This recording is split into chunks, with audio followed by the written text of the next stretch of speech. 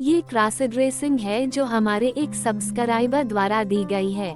अगर आप भी अपनी वीडियो बनाना चाहते हैं तो मुझे कमेंट बॉक्स में हाय लिख के बताएं। कृपया हमारे चैनल को सब्सक्राइब करें। मेरा नाम अमित है और मेरी उम्र 27 साल है। मैं एक शादीशुदा हूँ और मेरी पत्नी का नाम अंजलि है और उसकी उम्र 24 साल है। मैं ज्यादा पढ़ा लिखा नहीं था, इसलिए मैं एक प्राइवेट सेक्टर में छोटी सी जॉब करता था। अंजलि काफी पढ़ी लिखी थी, लेकिन वो कोई जॉब नहीं करती थी। लेकिन शादी के 1 साल बाद अंजलि की किस्मत ने उसका साथ दिया और अंजलि की सरकारी नौकरी लग गई। अंजलि को अपनी सासू माँ की हर बात पर टोकने को आदत पसंद नहीं थी, इसलिए उसने नौकरी लगने के कुछ महीने बाद ही अपने पैसों से एक नया घर खरीद लिया था। अंजलि की सैलरी मेरी सैलरी से बहुत ज्यादा थी, लेकिन अंजलि ज्यादातर अपनी सैलरी पार्टियों में और मौज मस्ती में खर्च कर देती थी और मेरे मना करने पर वो मुझसे लड़ने लगती थी और कहती कि जब मैं खुद से पैसे कमाती हूँ तभी तो खर्च करती हूँ, मैं तुमसे तो कोई पैसा नहीं मांगती। ये पैसे मेरे हैं और मैं जैसे चाहूँ इन्हें खर्च करूँगी। फिर थक हार कर मुझे ही चुप होना पड़ता था। अब हमारे झगड़े बढ़ने लगे थे। वो तो शायद मुझसे झगड़ने का मौका ढूंढती रहती थी और इसी कारण मैं डिप्रेशन में रहने लगा। इससे मेरे काम पर भी बुरा असर पड़ने लगा। आखिरकार एक दिन मुझे नौकरी से निकाल दिया गया। मेरी नौकरी छूटने से अंजलि को तो जैसे एक गिफ्ट मिल गया था और वो बात बात पर मेरा मजाक उड़ाने लगती थी। मैंने नई नौकरी की तलाश शुरू की। पढ़ाई कम होने के कारण मुझे नौकरी नहीं मिल रही थी। 1 महीना हो गया था और मेरे पास अब कुछ पैसे नहीं बचे थे। घर वालों से भी मदद मांगने में शर्म आने लगी थी, क्योंकि शादी के बाद मैंने उन्हें छोड़कर अपना रास्ता अलग कर लिया था। अब मैं पूरी तरह से अंजलि पर ही निर्भर था और मैं अब नौकरी ढूंढते हुए थक चुका था। 2 दिन हुए मैं घर से कहीं नहीं गया।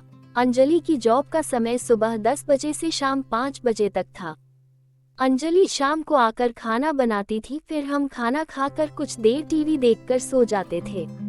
एक दिन रात के 8 बज रहे थे, तभी हमारी काम वाली बाई आकर बोली, मैडम मेरी बेटी बीमार है, वो दूसरे शहर में रहती है, मुझे वहाँ जाना है, इसलिए मुझे 3-4 दिन की छुट्टी चाहिए। अंजलि ने उसे कुछ पैसे दिए और बोली ठीक है जाओ और अपनी बेटी का अच्छे से इलाज करवाओ और उसके ठीक होने के बाद ही वापस आना, तब तक मैं कुछ मैनेज करती हूँ। ये कहकर वो मेरी ओर देखकर धीरे से मुस्कुराई। उसकी आंखों में एक चमक सी आ गई थी जिसे मैं समझ नहीं पाया। थोड़ी देर बाद हमने खाना खाया। खाना खाने के बाद अंजलि बोली, सारे बर्तन अच्छे से धोकर किचन में रख दो। मैं हैरान होकर बोला, ये क्या कह रही हो, मैं बर्तन कैसे धोऊंगा? तभी अंजलि बोली, क्या तुमने सुना नहीं कि कामवाली बाई 3-4 दिनों तक नहीं आएगी, उसके आने तक उसके सारे काम तुम्हें करने पड़ेंगे। बर्तन धोना, कपड़े धोना और घर की साफ सफाई भी अब तुम्हें ही करनी पड़ेगी, क्योंकि तुम घर में खाली बैठे रहते हो और कोई तुम दूसरा काम भी नहीं करते हो। इसलिए चलो अब जल्दी जाओ और सारे बर्तन धुल दो।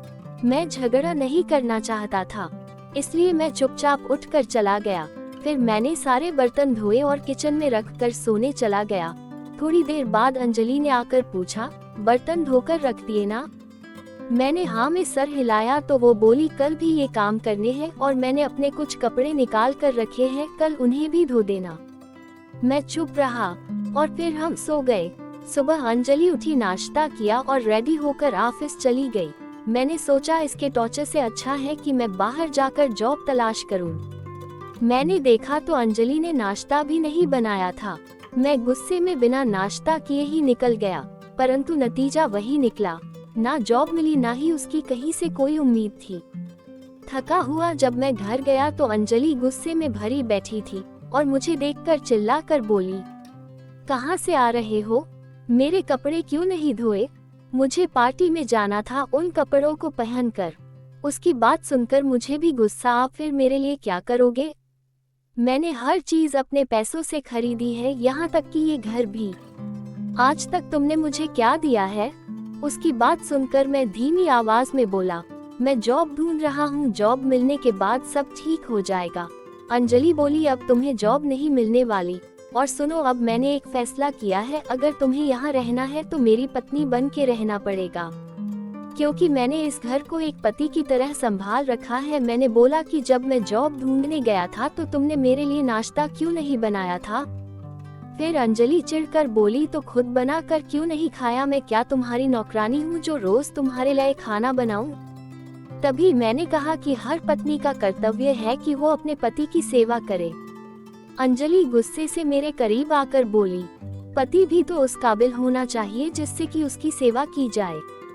तुम तो खुद के लिए भी कुछ नहीं कर सकते, तो पति की तरह रहूंगी और तुम्हें एक आदर्श पत्नी की तरह मेरी सेवा करनी पड़ेगी।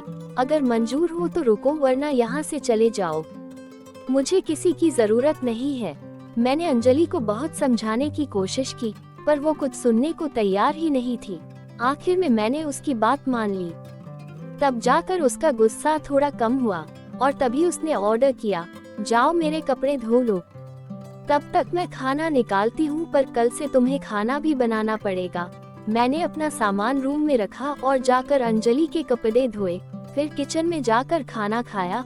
और जब मैं बेडरूम में आया तो देखा कि अंजलि अपने कुछ कपड़े निकाल रही थी। उनमें बहुत सारी साड़ियाँ, शलवार सूट, लहंगा, चोली, चूड़ीदार, फ्रॉक, और जिन कपड़ों को वो नहीं पहनती थी उन सभी कपड़ों को अलग करके मेरी अलमारी में रखने लगी और मेरे पुरुष वाले सारे कपड़े निकालकर अपनी अलमारी में रखकर उसे लॉक कर दिया।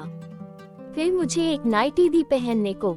मैंने थोड़ा विरोध करने की कोशिश की तो वो बोली, कल से तुम्हें मेरी पत्नी बनकर रहना है, इसलिए आज से एक औरत की तरह रहना शुरू कर दो।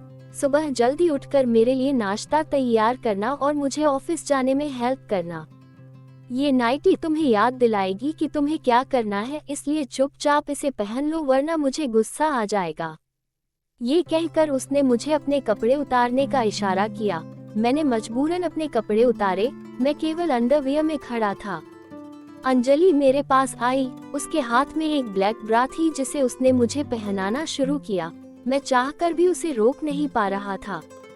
फिर उसने ब्रा के कप में कुछ पुराने कपड़े डाल दिए और फिर मुझे नाइटी पहनने का इशारा किया। मैंने नाइटी पहन ली। फिर अंजलि बोली, चलो अब ऐसे ही सो जाओ, सुबह सब काम ठीक से करना। और फिर वो ऐसा कहकर सोने चली गई। पर चिंता के कारण नींद मेरी आंखों से बहुत दूर थी। मुझे अपना भविष्य अंधेरे में दिखाई दे रहा था। मैं सोच रहा था कि क्या मुझे जीवन भर अंजलि की पत्नी बनकर उसकी सेवा करनी पड़ेगी? क्या मुझे खुद को एक औरत के रूप में ढालना पड़ेगा? क्या मुझे कभी दोबारा पुरुष के रूप में जीने का मौका मिल पाएगा? क्या मुझे एक महिला के शरीर में परिवर्तन करना पड़ेगा? ऐसे कई प्रश्न मेरे दिमाग में आए। सुबह उठकर पहले मैंने नाश्ता बनाया, फिर अंजलि को नींद से जगाया। वो मुझे देखकर बोली, सब काम कर लिया ना? मैंने धीमी आवाज में कहा, आप फ्रेश हो जाओ, मैंने नाश्ता बना लिया है। वो बोली, ठीक है, मेरे फ्रेश होकर आने तक मेरे ऑफिस के कपड़े निकालो और उसे प्रेस करके रखो। मैंने अंजलि के ऑफिस के कपड़े निकाले और उन्हें प्रेस कर दिया और फिर किचन में जाकर नाश्ता निकलना शुरू किया। मेरे टेबल पर नाश्ता निकालने तक वो रेडी होकर आई। मैंने उसे नाश्ता परोसा। वो नाश्ता करते हुए बोली, मेरे जाने के बाद रूम अच्छे से क्लीन करना, मेरे कपड़े धोकर सूखने डाल देना और बर्तन धोकर किचन में रख देना। अब से ये सब तुम्हें रोज करना है। और अब ये नाइटी उतार दो और कोई अच्छा सा ड्रेस पहन लेना। मैंने तुम्हारे लिए कुछ ड्रेस निकाल कर रखे हैं। मैं सब कुछ चुपचाप सुनता रहा। अंजलि के ऑफिस जाने के बाद सबसे पहले मैंने बर्तन धोकर किचन में रखे, फिर रूम को अच्छे से साफ किया। उसके बाद अंजलि के कपड़ों को धोकर सूखने रख दिया। सब काम करने के बाद जब मैंने अपने आप को आईने में देखा तो मैं नाइटी में बड़ा अजीब लग रहा था। मैंने सोचा अंजलि के आने तक मैं कपड़े चेंज करके अपने कपड़े पहन लूंगा, पर जब अलमारी खोली तो उसमें केवल औरतों वाले ही कपड़े थे। मेरे सारे कपड़े अंजलि ने अपनी अलमारी में रखकर उसे लॉक कर दिया था। मैंने कपड़े देखने शुरू किए। उसमें मुझे एक नीला शलवार सूट पसंद आया। मैंने नाइटी उतारी और ड्रेस पहन लिया। अब मैंने आईने में खुद को देखा तो मैं एक औरत जैसे लग रहा था, लेकिन मेरे छोटे बाल, मेकअप और ज्वेलरी ना होने के कारण मैं थोड़ा अजीब लग रहा था। मैंने अब दूसरे काम करने शुरू किए। इतने में शाम हो गई थी। अंजलि के आने का समय हो गया था। मैंने जल्दी से खाना बनाना स्टार्ट किया। अब खाना रेडी था। थोड़ी देर बाद अंजलि आई तो घर की सफाई और मुझे सलवार सूट में देखकर खुश हो गई और बोली, घर तो अच्छे से तैयार किया, पर खुद को अच्छे से तैयार क्यों नहीं किया? तुमने चूड़ियां और पायल क्यों नहीं पहनी? और होंठों की लाली भी गायब है। पत्नी को देखकर पति का मूड ठीक हो जाना चाहिए, ना कि खराब। मैंने कहा, मुझे ये सब नहीं आता। वो बोली, मुझे पता है, इसलिए गुस्सा नहीं किया।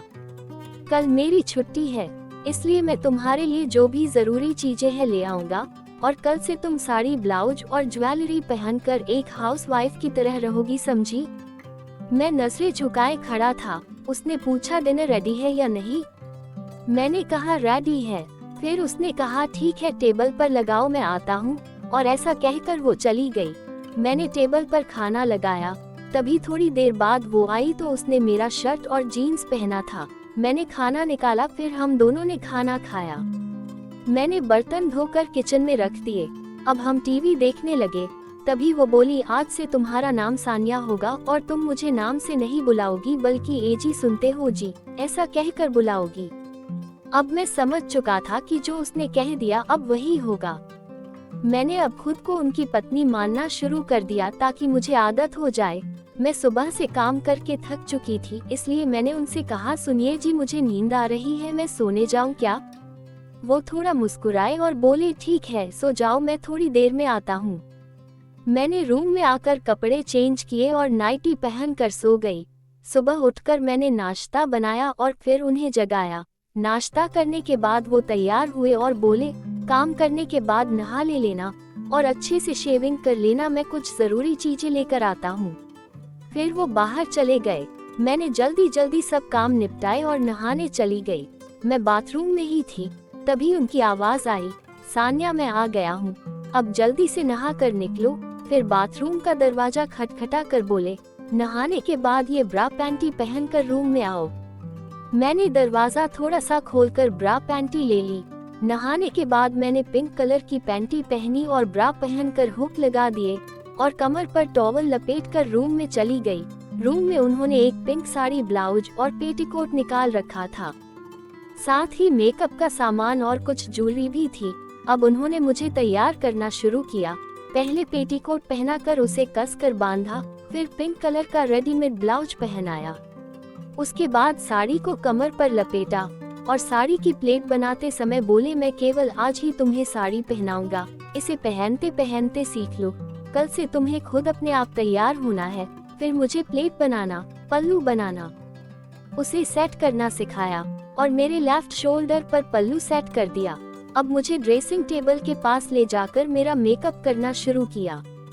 होठों पर गुलाबी रंग की लिपस्टिक लगाई, हाथों में गुलाबी रंग की 12 चूड़ियां और फिर पैरों में पायल पहनाई। फिर गले में एक नेकलेस पहनाया। फिर मेरे कान में बिना छेद के पहने जाने वाले झुमके पहनाए और नाक में एक छोटी क्लिप वाली नथ भी पहनाई।